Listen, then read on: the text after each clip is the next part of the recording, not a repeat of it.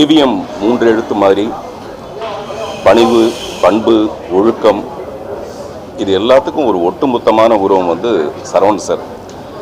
இந்த மாதிரி அவர் கையை கட்டிட்டு நின்னா கூட நமக்கு அவரை கண்டா பெரிய மரியாதையும் பயமும் ஏற்படும். அந்த மாதிரியான ஒரு பெரிய பெரிய மாமனிதர் அவர். இன்றைக்கி கூட அவருடைய மறைவு செய்தி வந்து வாட்ஸ்அப்பில் வரும்போது இந்த லவ்விங் மெமரி ஆஃப் சரவணன் போட்டு கீழே வந்து த லாஸ்ட் ரெஸ்பெக்ட் 3:13 போட்டிருந்தது. Is respect will not last.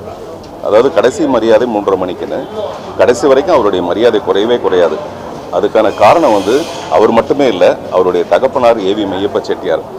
என்ன மாதிரி கலைஞர்களுக்கு வந்து சினிமா தான் கடவுள். அப்படி பார்த்தா மெய்யப்ப செட்டியார் வந்து கடவுளுடைய பிரதிநிதி மாதிரி, சரவணன் சாரும் அந்த மாதிரி தான்.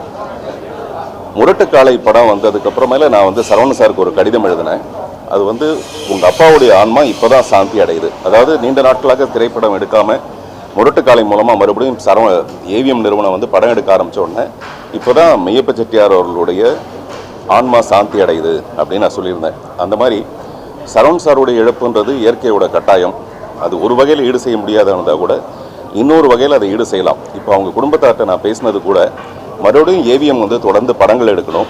இந்த படத்தோட ஆரம்பத்தில் சரவணன் சாருடைய ஃபோட்டோ போட்டு அவருக்கான அஞ்சலின்னு சொல்லிட்டு செலுத்தணும். அந்த மாதிரி அட்லீஸ்ட் 100 படங்களாவது எடுக்கணும். என்ன மாதிரி மிக சாதாரண கலைஞர்கள் கூட வெற்றி தோல்விக்கெல்லாம் அப்பாற்பட்டு திரைப்படங்கள் எடுக்கும்போது ஏவிஎம் நிறுவனம் வந்து மிகப்பெரிய மரியாதைக்குரியது. பெரிய ஸ்டுடியோ இருக்குது. அதனால் அவங்க தொடர்ந்து படம் பண்ணணும். அது மட்டும்தான் ஒரு சினிமா ரசிகனா, சினிமா கலைஞனா என்னுடைய வேண்டுதல். அவருடைய ஆன்மா சாந்தி அடைய பிரார்த்திக்கிறேன்.